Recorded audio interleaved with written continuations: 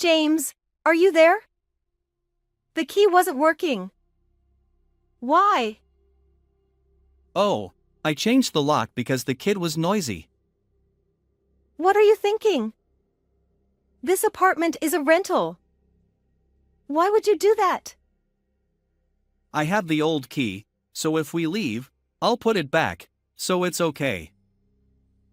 James probably thinks changing locks is a piece of cake because of work. But why did he suddenly need to change the house key? Hey, just open the door for now. You guys have to stay outside from today. You can't enter the house. What are you thinking? Don't joke. Let us in quickly. I told you. I changed the lock because the kid was noisy. I've been thinking that the kid cries and screams right away. With this, my work fatigue will double, so from now on, after dinner and a bath, sleep outside at night. Sleep outside? Where should we sleep? You guys should sleep in the car. It's popular these days. James hung up before finishing the conversation. I frantically pressed the intercom button, but James didn't respond. I had been feeling stressed by James for a while now. If he was going to pull something like this, I decided I'd get back at him. Understood. We'll sleep in the car, but don't complain. Ah, don't bother. You don't even have to come back. Even though he hadn't responded until a moment ago, James reacted only to my words about sleeping in the car and replied. Perhaps he thinks there's nothing I can do. I also believe I'm not capable of much. However, when I take action, situations unfold in ways no one imagined, and James is about to hit rock bottom. My name is Luna. I'm 22 years old, working part-time, and have no job experience. The reason for that is my decision to get pregnant with Arya when I was 19. I want to have a baby. Saying you want to have. My parents were at a loss because of my determination, especially my mother, who strongly opposed it. They weren't simply against my pregnancy due to my youth. The reason my parents were troubled was that the father of the baby, who later became my husband, James, was a 21-year-old high school graduate working as a non-regular employee. Moreover, the fact that we met through a dating app added to my parents' anxiety. We won't rely on mom and dad. We'll raise the child on our own. We'll even repay the money spent on university. You never listen when you make up your mind. Fine, do as you please. But don't forget those words. My persistence eventually convinced my parents, and we somehow obtained permission for marriage. However, James's parents couldn't be persuaded, and James ended up estranged from them. I'm sorry. It's because of me. It's not your fault. Let's work hard together until we can raise the child properly and manage our lives. Eventually, they'll forgive us. James is often seen as unserious by those around him, and even when he flirted with me, I didn't have a great impression. However, the more we talked and got involved, the more I realized he had a serious side.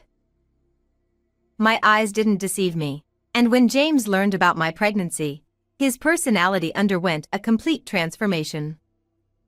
He became a serious person who prioritized me and our child above all else. The apartment is a bit cramped, and it might be tough, but I'll work hard. Please bear with it. After getting married, we rented a small apartment together. I quit university, and James took up a job in the field. James, being young, energetic, diligent at work, and sociable, seemed well liked by his colleagues. Moreover, thankfully, the company's president knew about our struggles due to having a child, and he raised James's salary a little. With no money, We had no wedding or honeymoon, and life was challenging.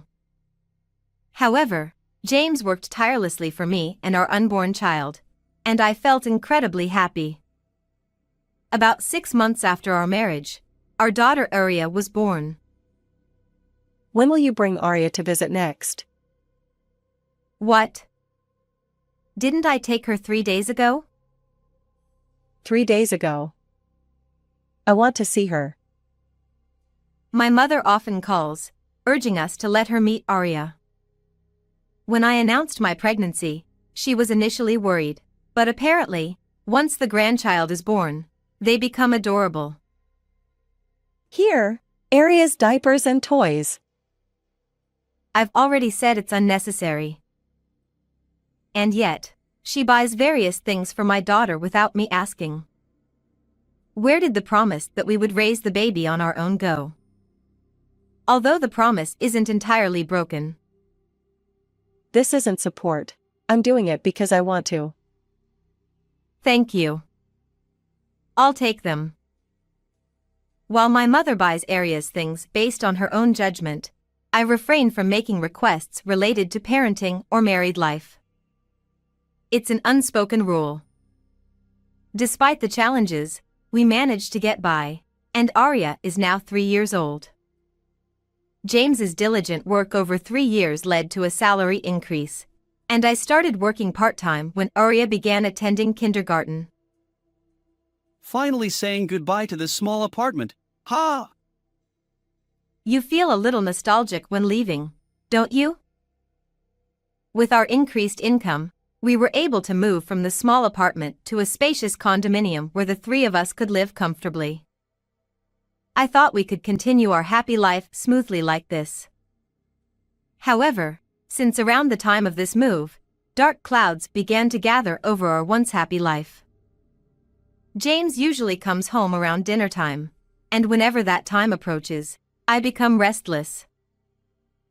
I'm home. Welcome back. Would you like to eat first, or take a bath?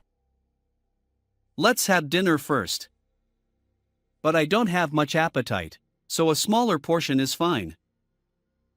James silently eats the meal I prepared and then heads straight to the bedroom after taking a bath. This alone might be due to work fatigue, I think. The next day, as James's return time approaches, I find myself feeling restless again.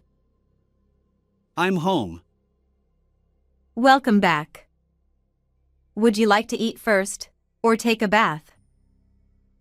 James glances around the living room before giving me a stern look. It seems today is one of bad days. You should tidy up the room more. Arya's toys are scattered everywhere. After a tiring day at work, it's hard to relax in a room like this. I'm sorry. Today has been busy. Busy?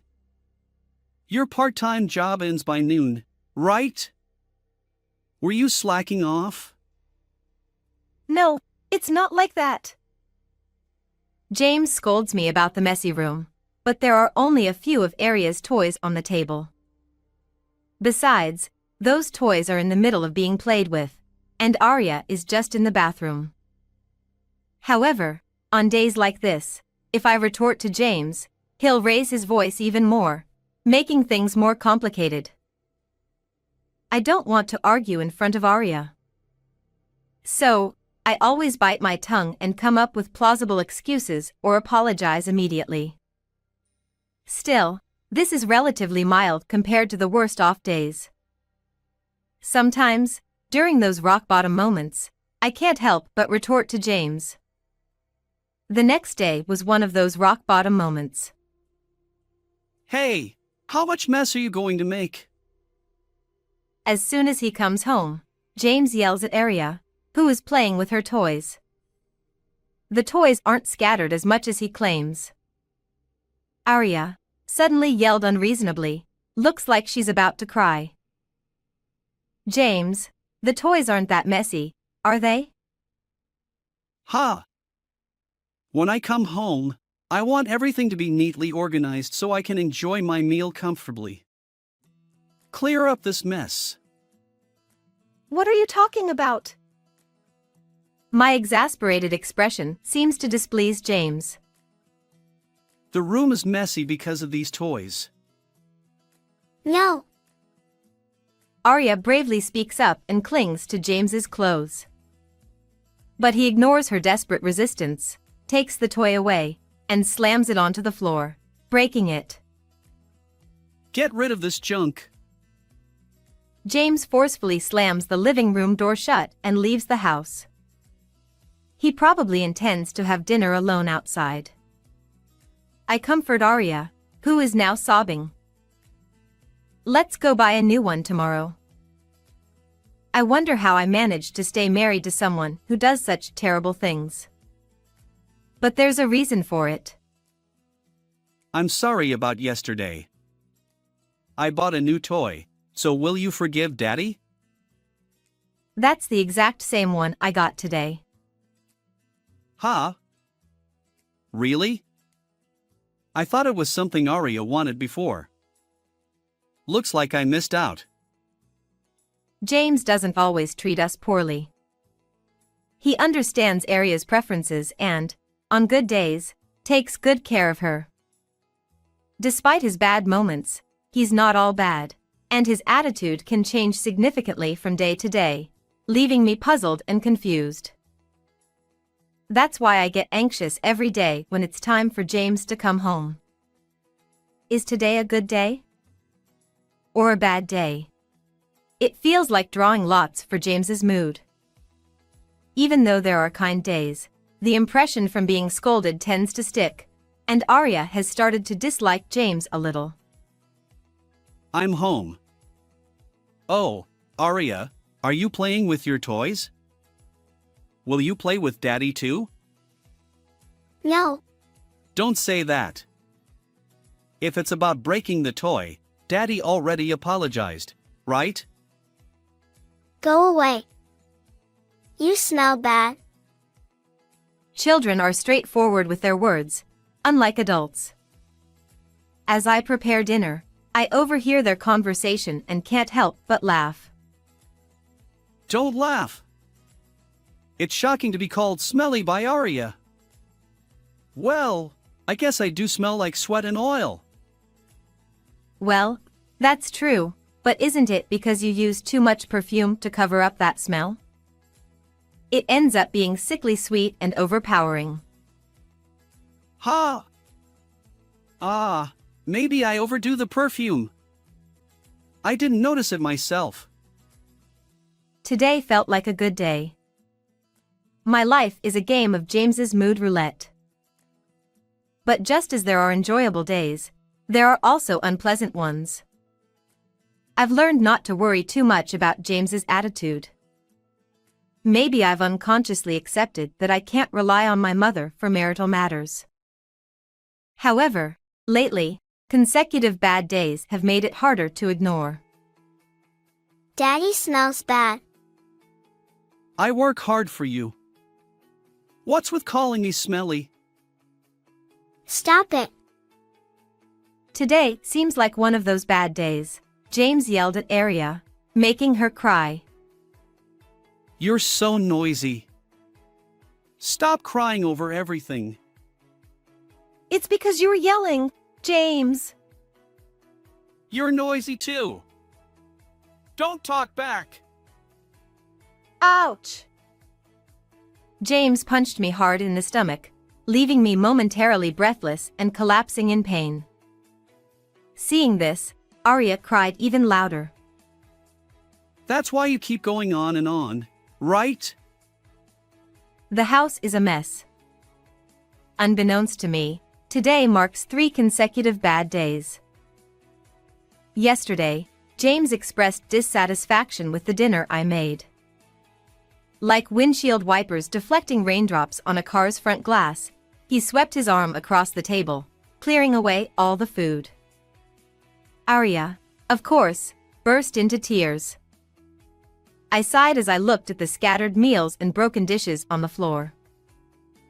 Today, I wonder how it will be. I pray that I won't draw 4 consecutive bad days. The next day, it's Sunday, and Aria's kindergarten is closed. James and I also have the day off from work. I'm thinking of buying clothes for Aria. Will James come along? No. I have plans with friends. Oh, I see. And even though you have plans with friends, can we use the car? Someone will pick me up, so it's fine. I carefully observed James's expression, feeling uncertain about whether it's a good or bad day. Will you be home late? I don't think it'll be that late. I might be late, so you and Aria can relax outside. It seems like a good day today. Aria and I went shopping in the afternoon, had dinner outside, and returned home. It's around 8 p.m., and since James said he'd be late, I assume he hasn't arrived yet. I inserted the key into the lock. Huh? The key won't go in. I checked if I had the wrong key. It was the right one. Maybe something is stuck in the keyhole? I examined it more closely. The shape of the keyhole seemed different. And upon closer inspection, the doorknob was new. I couldn't comprehend what was happening, feeling confused and unsure of what to do. Aria looked anxious too. Suddenly, laughter echoed from inside. It appears James is home, and someone else is with him. I pressed the intercom button, deciding to ask James to unlock the door. James, are you there? The key didn't work. Oh, I changed the lock because the kid was noisy. What? You changed the lock? This apartment is a rental. Why would you do that? I have the old key. If we move out, I'll put it back. James works in construction-related jobs. Although it's not specifically related to locks, he has experience handling tools and knowledge, so changing locks should be a piece of cake if he looks it up or asks around. But why the sudden need to replace our house key?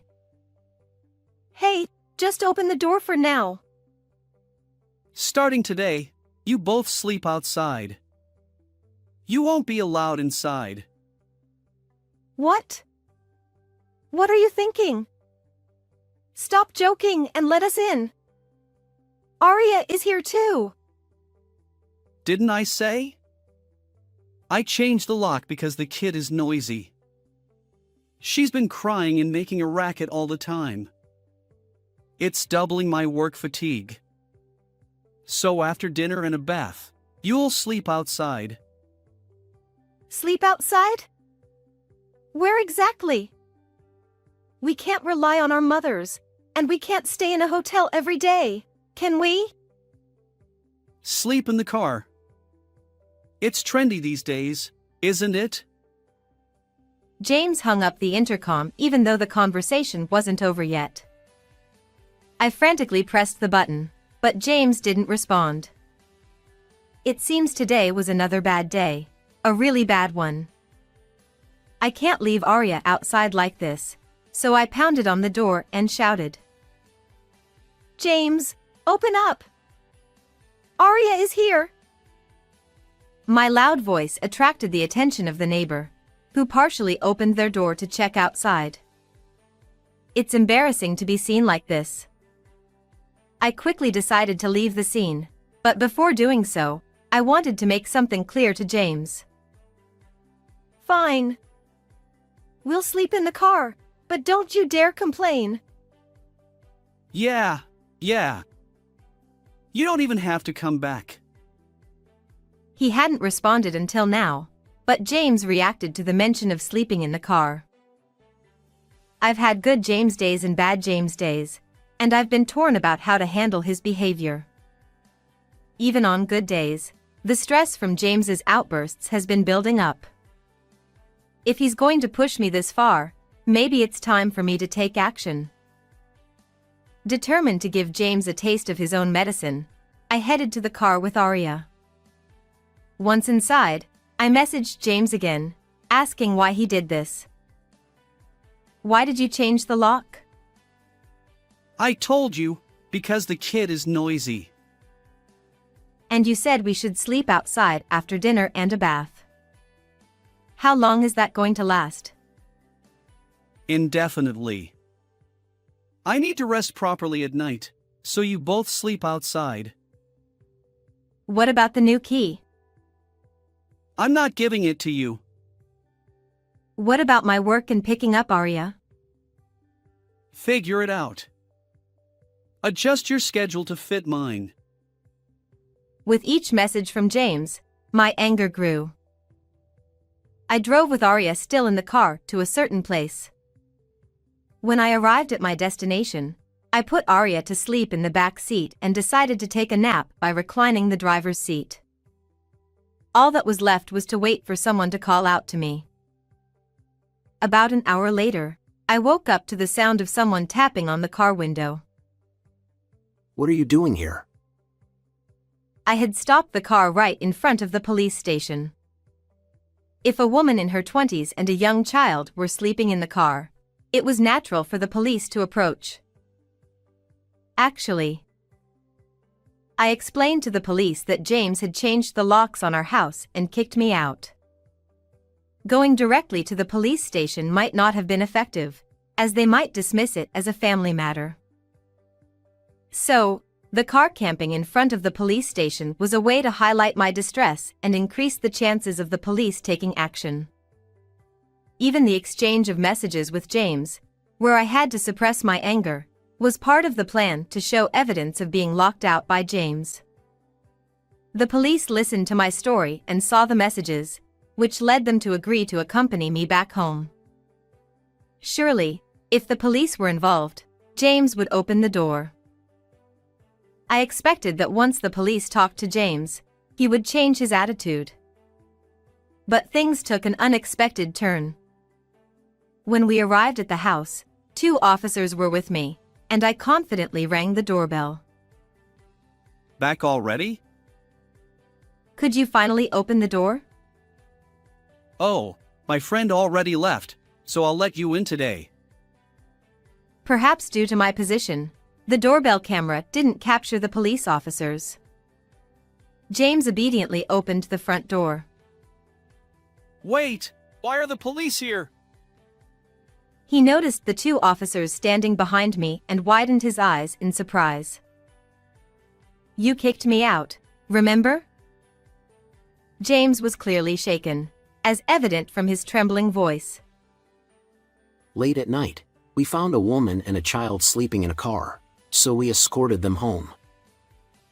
Since when do the police get involved in marital matters? Our concern was for the safety of the young woman and child sleeping in the car. Yeah, I get it. It's dangerous for a young woman and a kid to camp in a car. So, can you leave now? Thanks for your help. James spoke rapidly, clearly wanting the police to leave. I understood. Having the police show up at your doorstep would make anyone eager for them to leave. But James seemed overly desperate. It wasn't just me. The police officers also seemed wary of him. Separate from the car camping situation, we'd like to ask a few questions. Is that okay? What? An interrogation? I hate dealing with the police. I won't cooperate. Understood. Then we'll ask your wife. Does your husband always smell sweet, like he does now? Yes, James works in a hands-on job, so he often smells like sweat or oil. He always wears this perfume to cover it up. Forgive me, but does your husband ever become moody or violent? Yes, sometimes he changes completely. I see. Well, would your husband be willing to come to the station with us? What? No way. James became even more desperate. The understanding seemed to be happening only between the police and James, leaving me out of the loop. It's voluntary, so we won't force you, but would you be willing to show us around the house if you don't come to the station? The officer's authoritative tone surprised me, and I glanced back and forth between the police officer and James. James seemed to resign himself to something and was led away by one of the officers. The remaining officer gently explained the situation to me. I apologize for the sudden turn of events. Why was James taken away? We're not entirely sure yet, but there's a possibility he's using illegal drugs. What? The sweet smell and personality changes are typical symptoms. The words felt surreal, and my mind went blank. We'd like to hear from you as well, so could you come to the station tomorrow? Understood. The other officer left, and now it was just Arya and me. Since I couldn't enter the house, I called my mother. Hello, Mom? Can I go there right now? Something serious has happened. My mother understood the urgency, and Arya and I headed to my parents' house. The next day, after leaving Arya with my parents, I went to the police station. Apparently, James had confessed overnight. He had been obtaining drugs from an old friend, who also visited our house yesterday. The reason for starting drug use was simply because the friend invited him, quite an inexplicable motive. Perhaps our improved financial situation played a role? Until now, James had used drugs outside, away from home, before returning. However, to reduce the risk of being caught by others and increase frequency, he wanted to use them at home. So, he changed the locks, effectively locking us out. I see, that explains it. Listening to the police, I understood James's mood swings better. His recent downcast days and violent behavior weren't due to work. Maybe the increased frequency of drug use caused those off days. His incomprehensible action of changing the locks and kicking us out must have been a result of his emotional turmoil. What will happen to James now? Most likely, he'll be charged, and there will be a criminal trial. The sentence will determine his punishment. I had hoped the police would caution James, and if his behavior didn't change, I'd consider divorce. But I never expected James to get arrested. For a moment, I felt like I'd done something wrong, but realizing that James was the one in the wrong, thanks to the police, was a relief. If I hadn't noticed, Arya and I would have continued living with him. My judgment had been clouded. Returning home from the police station, I had a discussion with my parents. Even though you opposed my marriage, we didn't imagine it would come to this. Sorry for insisting on our views. We couldn't have foreseen this either. It doesn't mean our views were entirely correct. Unexpected as it was, Arya and I would now live with my parents, free from unspoken rules. I could rely on my parents, and they showered Arya with affection. Without James's yelling, Arya spent her days happily. With James gone, I was free from his mood swings, and life returned to normal. Afterward, James was sentenced to imprisonment. It seems his friend was also arrested. Naturally, I divorced James, and he lost his job as well. It's regrettable to repay the kindness of our company president with such an outcome. James will be released from prison in 3 years, but life won't be easy for him afterward. When I filed for divorce, I requested alimony. The requested amount was $8,000, not excessively high. However, considering James is unemployed and has a criminal record, finding work might be challenging. Moreover, James has severed ties with both his parents, leaving him with no one to rely on. Even $8,000 would be a significant sum for him. 3 years later, one day after James's release from prison, he ambushed me in front of my parents' house.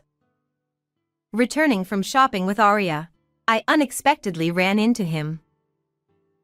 Luna. James, you came out from there. Listen, can't we start over? James, do you not remember what you did to Arya and me? You yelled at her, hit me, and, worst of all, changed the locks to keep us out. I'm sorry. But I've learned my lesson. Sorry, but no matter how much you've changed, I can't trust you. We can't live together anymore. Arya probably wants to live with me again. Who's this man? James froze at Arya's unexpected question. Arya had lived with James until she was 3, so it wouldn't be strange if she recognized his face. However, whether it was because she enjoyed our current life or had no positive memories of James, Arya didn't realize he was her father. Living together is difficult, right? We've already separated, so please don't come to see us. Wait! How am I supposed to survive alone? It's your own doing. You'll have to manage on your own. I led Arya inside, leaving James behind. Since then, James seemed to give up and never visited us again. Arya and I now live peacefully at my parents' house. I found a job shortly after the divorce. Arya has grown into a mature elementary school student. Looking forward to Arya's continued growth, I head to work with enthusiasm each day. How did you like this story? Don't forget to subscribe to the channel. Until next time in the next video.